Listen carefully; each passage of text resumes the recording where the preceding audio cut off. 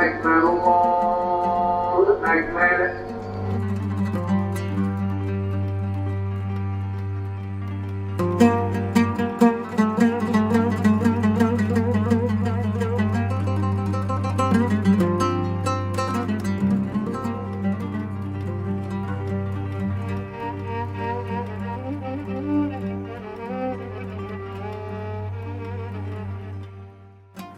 अस्सलामुअलैकुम, आप देख रहे हैं पहचानो पाकिस्तान। मैं हूं ज़िले हुमा।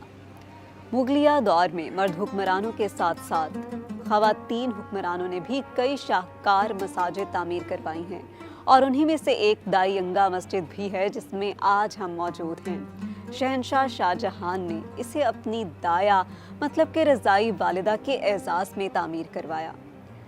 दाई-अंगा जिनका असल नाम ज़ेबू निसा है, उनके एजाज़ में ये मस्जिद तामीर करवाई गई और लाहौर रेलवे स्टेशन के अक़ब में ये वाक़या है। कोशिश करूँगी कि अपने अल्फाज में इतना असर रख सकूँ जो इसकी तारीख़ और ख़ूबसूरती को बयान करने में इंसाफ कर सकें। आइए मेरे साथ।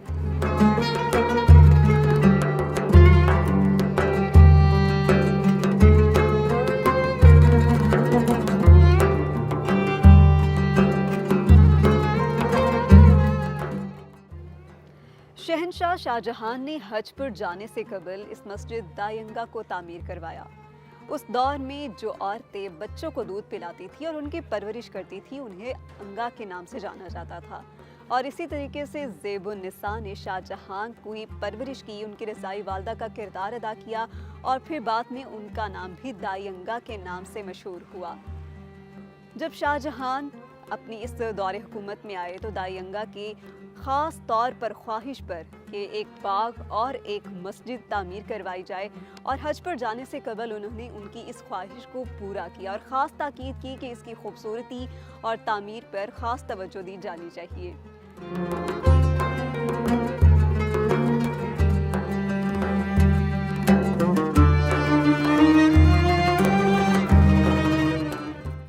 शाहजहां हिंदुस्तान के बादशाह बने तो उन्होंने अपनी दाया की ख्वाहिश पर लाहौर में एक बाग और उसमें मस्जिद अंगा तामीर करवाई। ज़ेबुन निसा नामी खातून ने शाहजहां की परवरिश की। उस दौर में बच्चे को दूध पिलाने वाली खातून को अंगा कहा जाता था और यूं ज़ेबुन निसा दाई अंगा के नाम से पहचानी जाने लगी। सिख दौर में इस मस्जिद को असलहा खाना के तौर पर इस्तेमाल किया जाता था, ताहम बाद में अंग्रेज़ों ने इसे अपनी रिहाइश गाह बना लिया, जबकि 1903 में ये मस्जिद मुसलमानों के हवाले कर दी गई।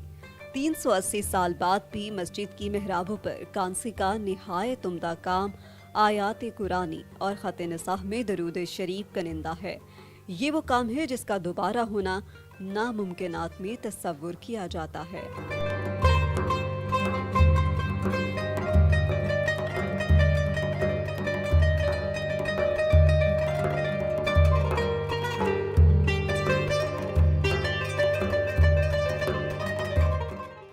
मस्जिद के अहाते में छोटा सा बाग है जिसे गुलाबी बाग के नाम से जाना जाता है।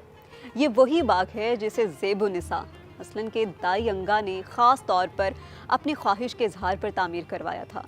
लेकिन गुजरते वक्त के साथ हम देख रहे हैं कि गुलाबी बाग काफ़ी खस्ता हाली का शिकार है।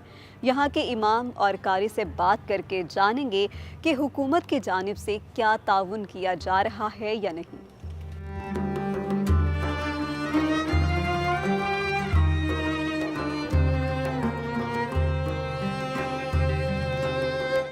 ये मस्जिद जो है ना महल्लेदारों के ताउन से चल रही है। ये महल्लेदार जो जुम्मा का पे चंदा होता है उसी से चलती है, ना तो इसको रेलवे की तरफ से ताउन है क्योंकि नमाजी हमारे अक्सर रेलवे के हैं, और ना ही आसार कदीमा की तरफ से। ये कदीमी मस्जिद है, आसार कदीमा की तरफ से भी कोई इसको ताउन हासिल नहीं है, ना ही महकमा औकाफ की तरफ से और ना ही हुकूमत की तरफ से कोई ताउन नहीं है। ये बस महल्ले के ताउन पर ही चल रही है। उसके लिए हमारी जो मस्जिद की कमेटी बनी हुई है वही चंदा करती है, उसी चंदे से ही हम ये काम चलाते हैं। जितना भी ये काम हुआ है, टाइल भी लगाई गई है मस्जिद के अंदर। ये मस्जिद का गेट जो है ये अभी तैयार किया गया है, ये पिछले 2 साल 3 साल के अंदर। इस पर लाखों रुपए लगे और मस्जिद के अंदर भी करोड़ों रुपए तक का खर्चा हो चुका है, जो यही लोगों से चंदा कर करके उसी से किया गया है। इसमें कोई हुकूमत का कोई अमल दखल नहीं है।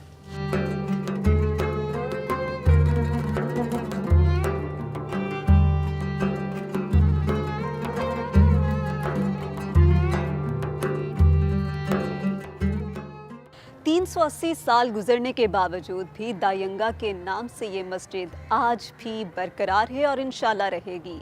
लोग आज भी इधर नमाज पढ़ने आते हैं, कल्बी और ज़हनी सुकून हासिल करते हैं और इसकी तामीर को तारीख़ी हैसियत से सराहे बगैर नहीं रह पाते। ज़िले हुमा को दीजिए इजाज़त। अल्लाह हाफ़िज़।